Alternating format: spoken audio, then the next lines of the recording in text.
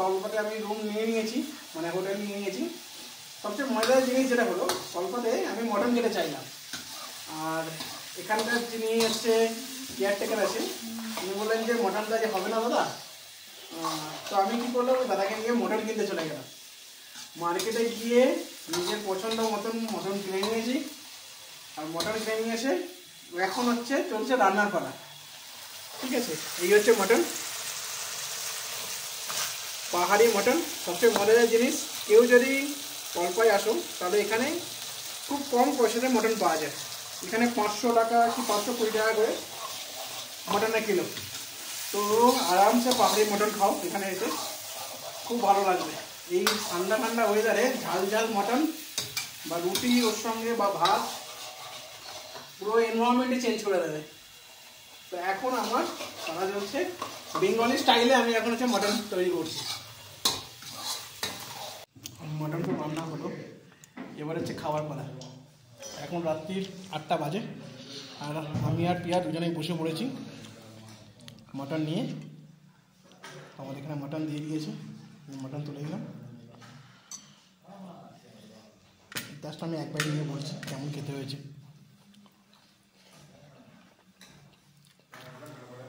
Solid তৈরি হয়েছে।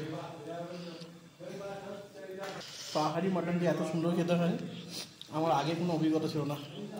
পাহাড়ি মটন ঠিক অন্যরকম। খাওয়া কমপ্লিট করিনি, কালকে সকালে দেখা হচ্ছে। Good morning from Kalpa. So কালকে আমরা কল্পায় পৌঁছে গেছিলাম, কিন্তু বেশ আমরা কল্পায় নেমে তারপর আপেল গার্ডেন ঘুরতে ঘুরতে বেশ কিছুক্ষণ সময় চলে গেছিলো, সেই কারণে আর সুসাইড পয়েন্ট দেখা হয়নি।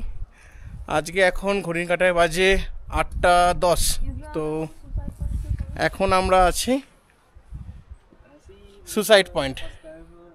তো হচ্ছে ডমি দাদা, আর এই হচ্ছে আমি এইখানে দাঁড়িয়ে আছি। আর একটা দাদা সকালবেলা আমাদের সঙ্গে দেখা হলো, উনি অ্যাকচুয়ালি আমাদেরকে এখানে নিয়ে এলেন সুসাইড পয়েন্টটা দেখানোর জন্য। তো আমাদের যে হোটেলে ছিলাম কিন্নর ভিলা, তো ওই হোটেল থেকে সুসাইড পয়েন্টের ডিস্টেন্স খুব বেশি হলে 1 থেকে 1.5 কিলোমিটার ম্যাক্স টু ম্যাক্স। তো এটাই হচ্ছে সুসাইড পয়েন্ট। ইউটিউবে অনেকবার দেখেছি আমি সুসাইড পয়েন্টে, পুরো গ্রিল দিয়ে ঘেরা আছে, তো বেরোনোর কোনো চান্সেস নেই। কিন্তু এখান থেকে যদি দেখা হয় তাহলে বুঝতে পারা যাবে যে কতটা ডিপ।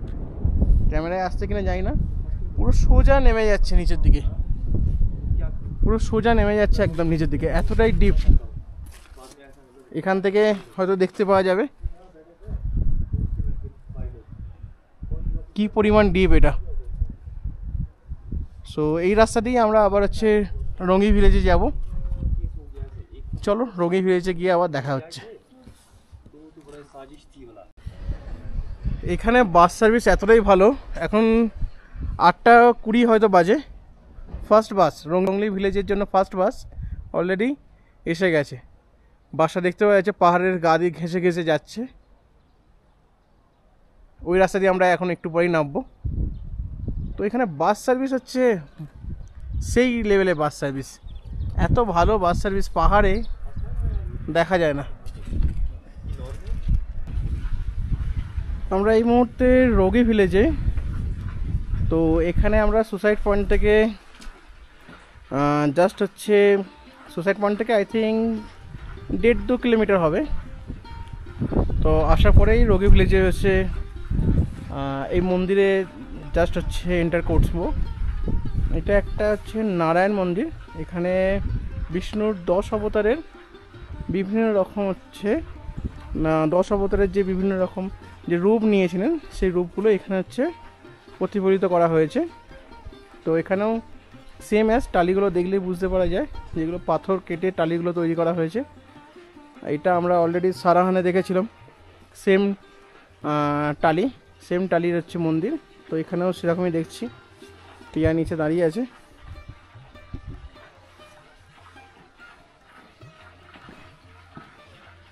কাঠের সুন্দর কারুকার্য করা আছে। আর এই মন্দিরের মেন গেট। এখানে সিঁড়িগুলো বেশ খাড়াই, বেশ নামতে এবং উঠতে বেশ কষ্ট হবে।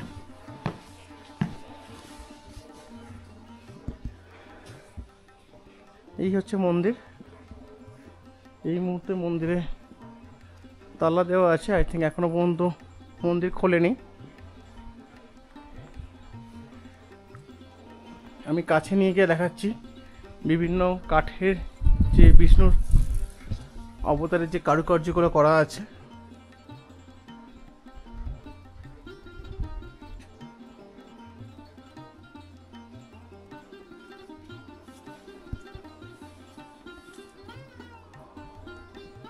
কাঠের সূক্ষ্ম সূক্ষ্ম কারুকার্য করা আছে। ভেতরে অন্ধকার হয়ে আছে, সে কারণে মূর্তি দেখতে পাওয়া যাচ্ছে না।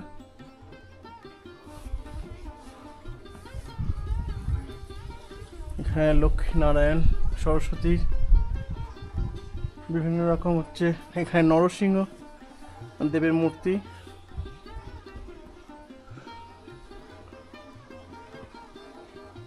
এখানে বাকি দেবদেবীর মূর্তি। এখানে হচ্ছে কাঠে খোদাই করা আছে। সবচেয়ে মজাদার জিনিস হচ্ছে, খুব ভালো করে এই জায়গাটাকে লক্ষ্য করো, এটা একটা স্টোন, এটা স্টোন আর এটা হচ্ছে একটা উড। তো কোনো জায়গায় মাঝখানে কোথাও কোনো এক্সট্রা কোনো জয়েনিং বা কোনো অ্যাডিটিভ দেওয়া নেই। কাঠ আর পাথরের একটা সুন্দর খিলেন তৈরি করেই মন্দিরটা তৈরি করা হয়েছে। খুব ভালো করে লক্ষ্য করো, একটা স্টেপ স্টোন গেছে, দেন একটা স্টেপ উড, দেন আবার একটা স্টেপ স্টোন, দেন আবার একটা স্টেপ উড, এইভাবে পুরো মন্দিরটা তৈরি হয়েছে। এটা এখান থেকে আকাশের ভিউ খুব সুন্দর লাগছে। আকাশে পুরো নীল রঙের আকাশ একদম।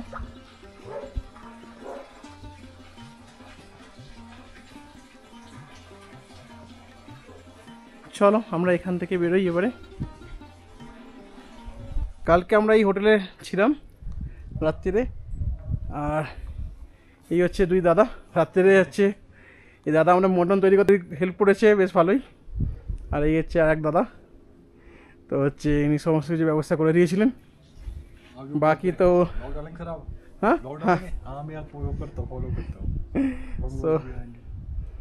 তো এই হচ্ছে ব্যবস্থা। আজকে আমরা এখান থেকে বেরোচ্ছি। এখন ঘড়ির কাঁটায় বাজে 10টা।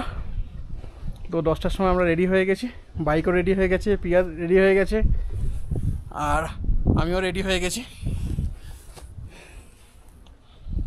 তো লাস্ট ভিউ দেখিয়ে দিই।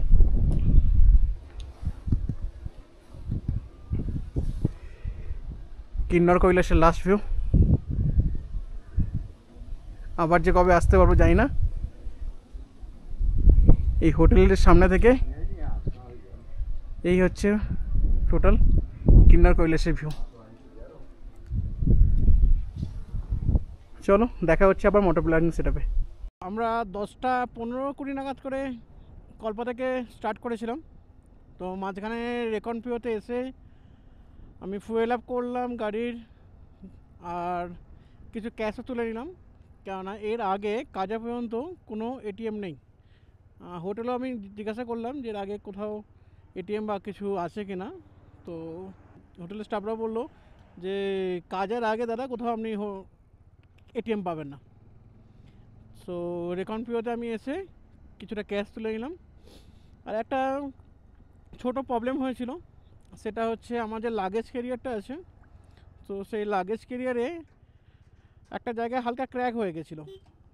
তো সেটাও এখানে যেখান থেকে এটিএমটা আমি যেখান থেকে আমি এটিএমে টাকা তুললাম, ঠিক তার উল্টো দিকেই একটা ওয়েল্ডিং শপ ছিল। তো ওখান থেকে আমি ওয়েল্ডিংটা করিয়ে নিলাম। সো এখন সব প্রবলেম সর্টেড। এখন আমাদের যাত্রা আজকে নাকর উদ্দেশ্যে। সো গুগল দেখাচ্ছে যে এখন থেকে মানে এখন ঘড়ির কাঁটায় বাজে 11টা 21, আর এখন থেকে টাইম দেখাচ্ছে 2 ঘন্টা 21 মিনিট। সো সো দেখা যাক আদৌ গুগলের টাইম মতো আমরা পৌঁছাতে পারি কি না, কেন গুগলের টাইম মতো আমি আজ পর্যন্ত একবারও পৌঁছাতে পারিনি কোথাও। দেখা যাক, চলো রাস্তায় যেতে যেতে আরও কথা হবে। আমরা এই মুহূর্তে কালকে ঠিক এই মোড় থেকে আমরা উঠে গিয়েছিলাম কলপার দিকে। এখন আমরা এখান থেকেই জাস্ট হচ্ছে মেখে যাব, লেফট সাইডেই মেখে যাব নাকর উদ্দেশ্যে।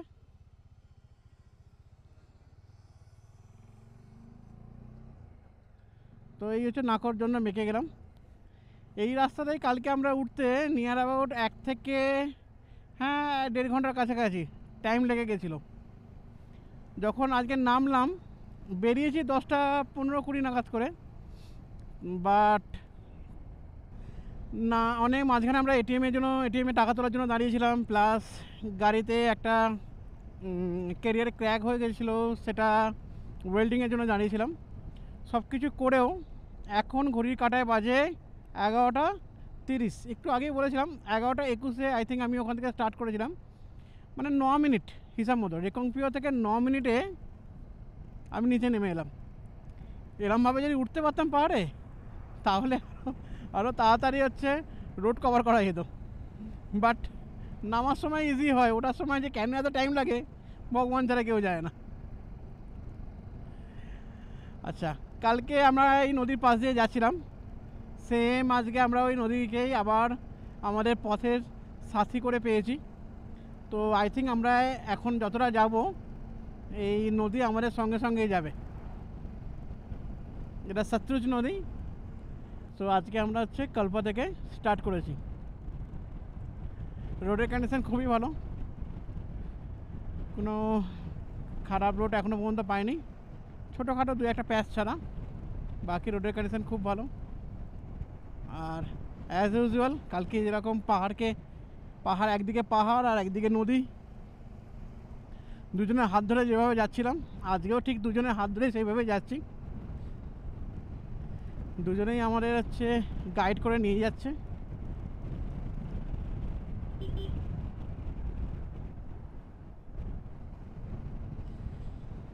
তবে হাওয়া দিচ্ছে প্রচণ্ড, আজকে মারাত্মক লেভেলে হাওয়া দিচ্ছে।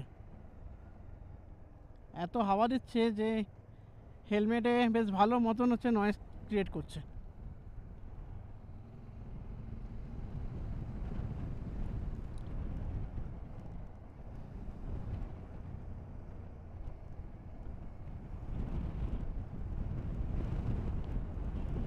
সত্যি কি ভিউ! উল্টো দিকে পাহাড়টা দেখো, মানে আমার ডান দিকের পাহাড়টা দেখো, ডান দিকের পাহাড়টার কালার দেখো, আর বাঁ দিকে পাহাড়টার কালার দেখো।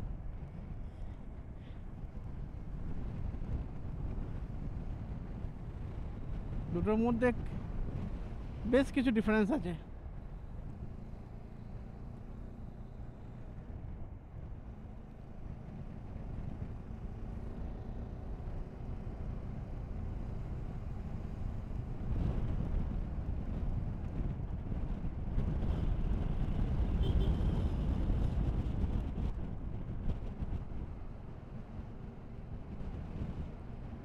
আজকে রাস্তার প্রথম ঝর্ণা পেয়ে গেলাম, এই যে ঝর্ণা।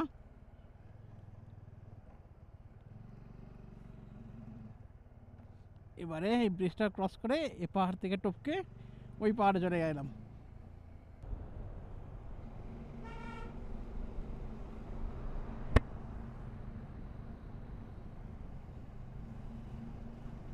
আবার সেম রাস্তা স্টার্ট হয়ে গেছে কালকে যেমন ছিল।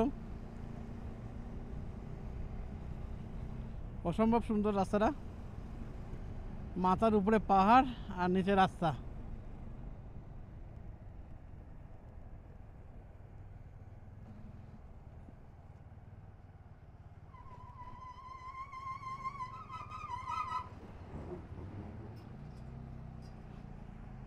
এই জায়গায় আবার ওপর থেকে হালকা হালকা জল পড়লো, আমার গাটা বেশ ভালো মতন ভিজে গেছে।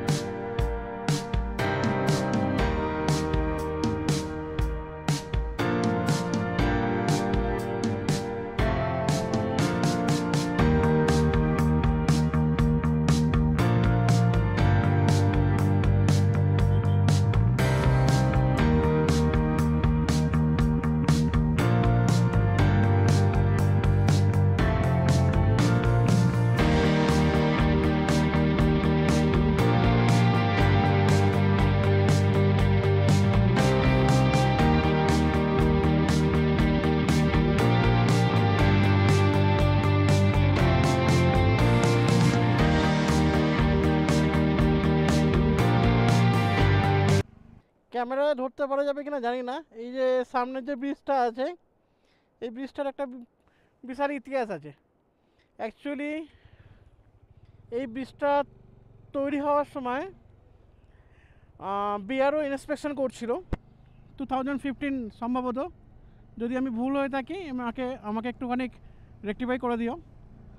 সো ইন্সপেকশনের সময় এই নদীতে হরকা বান আসে এবং যে বানে সবাই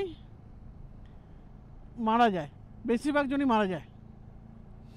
সো এইটারই হচ্ছে শহীদে এই ব্রিজটা তৈরি করা হয় ওনাদের নামে। এই ব্রিজটার নাম হচ্ছে মার্সে ব্রিজ। আমি ক্যাপশানে দিয়েও দেবো।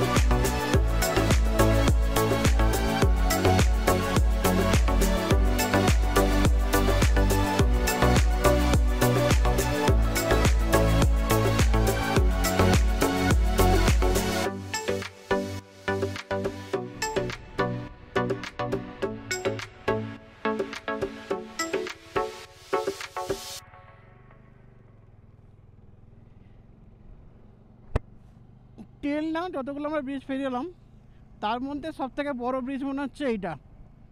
ব্রিজটার নাম আমার ঠিক জানা নেই, কেউ জানলে কমেন্টে লিখো। জাস্ট একটু আগেই দেখলাম যে স্পিলো শহর আর 8 কিলোমিটার বাকি আছে। সো আর 8 কিলোমিটার পরে আমরা স্পিলো শহরে এন্টার করে যাব, দেন ওখান থেকে নাকর উদ্দেশ্যে।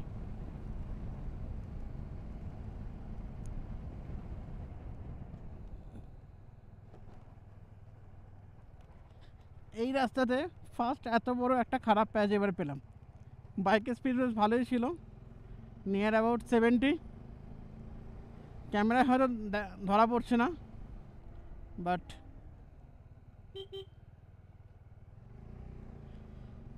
এই এত বড় খারাপ প্যাচ এতক্ষণ চালানোর পরে আমি পেলাম।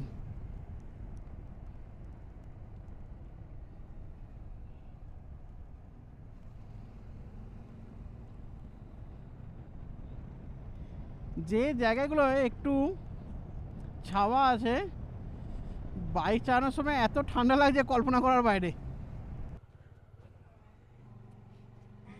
এই জায়গায় পাথরগুলো একটু দেখো, দেখলে বুঝতে পারবে কি অবস্থা।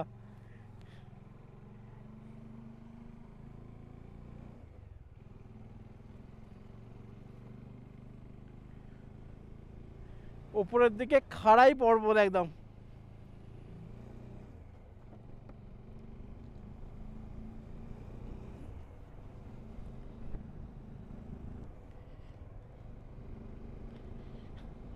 আর একটু রাস্তার দিকে লক্ষ্য রাখো কি পরিমাণ পাথর পড়ে আছে। এই রাস্তাটাতে নাকো যাওয়ার জন্য যে রাস্তাটা আমরা এখন যাচ্ছি, সেই রাস্তাটায় যে পরিমাণ পাথর আমি দেখলাম, টিল নাও এই জার্নিতে এত পরিমাণ পাথর আমি দেখিনি। পুরো রাস্তাটায় কোথাও না কোথাও ছোট বড় মাঝারি বিভিন্ন সাইজের পাথর পড়ে আছে।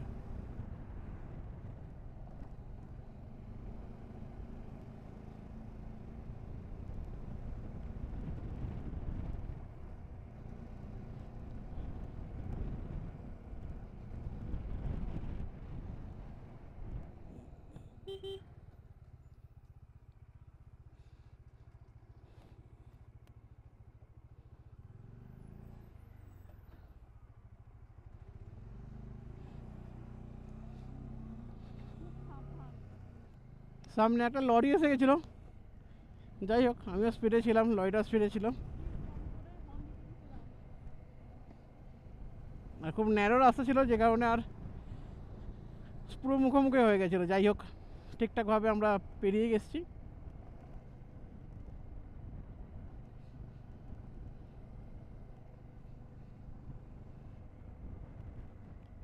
আমার পাহাড়টা আছে ডান সাইডে, সেই পাহাড়টা পুরো লাদাখের মতন, পুরো ঝুড়ো পাহাড়। আচ্ছা, এখান থেকে পু হচ্ছে 11 কিলোমিটার, আর আমরা অনেকটাই পেরিয়ে এসেছি। আমার বাঁ সাইডে পাথরগুলো একটু দেখো পাহাড়ের।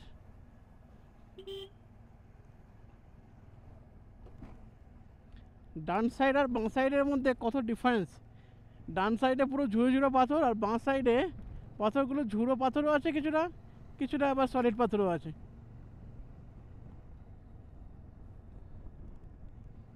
এখান থেকে আবার একটা ব্রিজ ক্রস করব।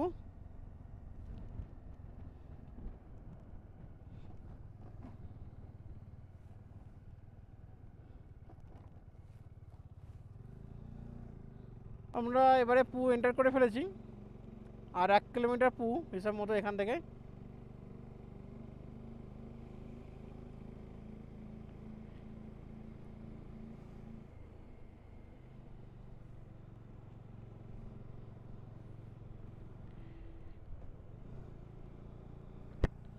কাজা পর্যন্ত এই রুটের লাস্ট পেট্রোল পাম্প কিন্তু পুতেই।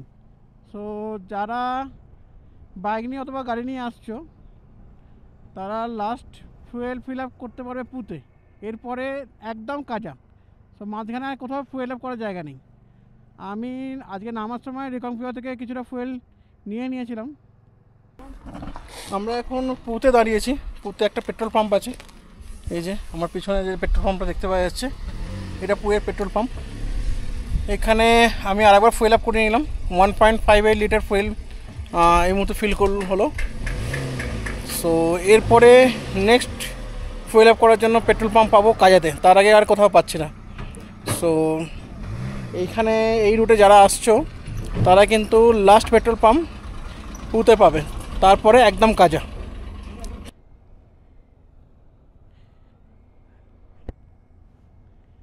পুতে যে পেট্রোল পাম্পে আমরা দাঁড়িয়েছিলাম, সেখান থেকে 1-2 কিলোমিটার পরেই একটা চেকপোস্ট পড়বে। আর এই চেকপোস্টে গাড়ির নাম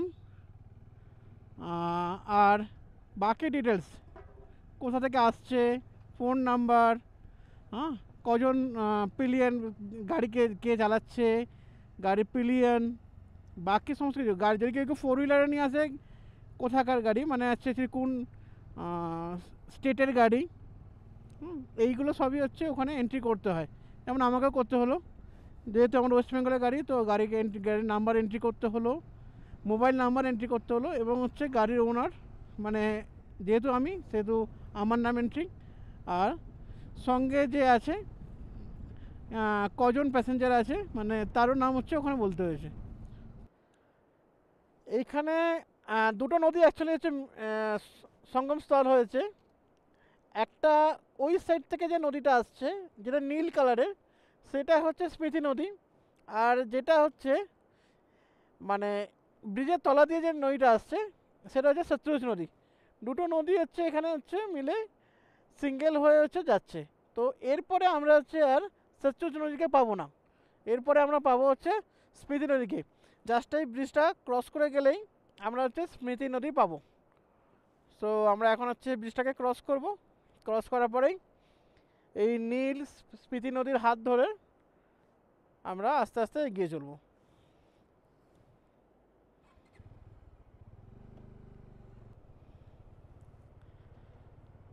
আমরা এখন এই ব্রিজটাকে ক্রস করছি আস্তে আস্তে, আর এই ব্রিজটা ক্রস করেই স্মৃতি নদীকে পেয়ে যাব।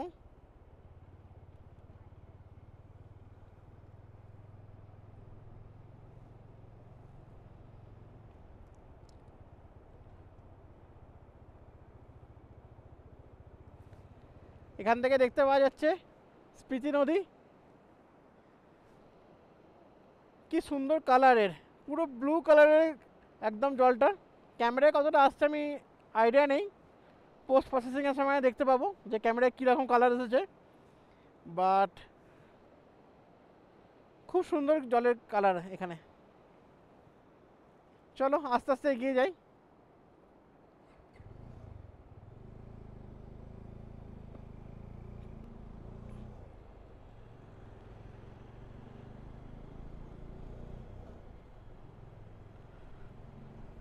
একটু আগে আমরা দেখলাম খাপ আর 2 কিলোমিটার, সো আর কিছুক্ষণ পরে খাপ আমরা ক্রস করব। আর 26 কিলোমিটার বাকি আছে নাকো ইন করতে।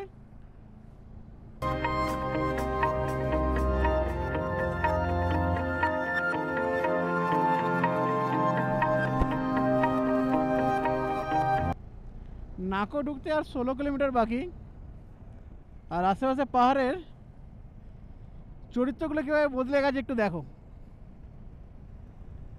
পুরো ধুলো পাহাড়, মানে যে কোনো মুহূর্তে এই হচ্ছে পাহাড়গুলো ধসে পড়তে পারে। একদম ধুলো পাহাড়, গাছ তো নেই, একদম কোনো রকম গাছ নেই, মানে সবুজের কোনো হচ্ছে গন্ধ পর্যন্ত নেই দূর দূর পর্যন্ত। আর পুরো পাহাড়টা একদম যেন মনে হচ্ছে একটা বালি স্তূপ, নুড়ি বালি স্তূপ যেন। বাট এই সব কিছুর মধ্যে সবচেয়ে ভালো জিনিস হচ্ছে রাস্তা।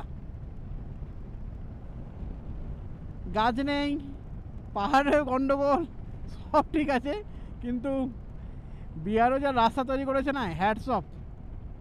এইরকম পাহাড়ি অঞ্চলে এইরকম রাস্তা ভাবা যায় না।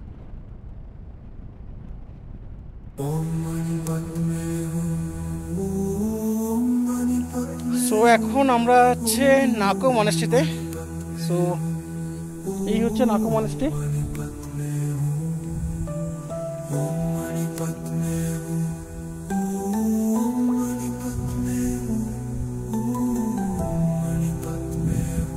এটা হচ্ছে নাকোর নিউ মনেস্ট্রি।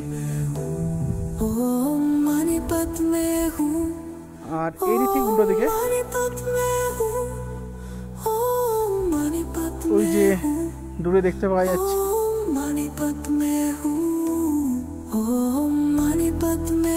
ওটা হচ্ছে নাকোর ওল্ড মনেস্ট্রি।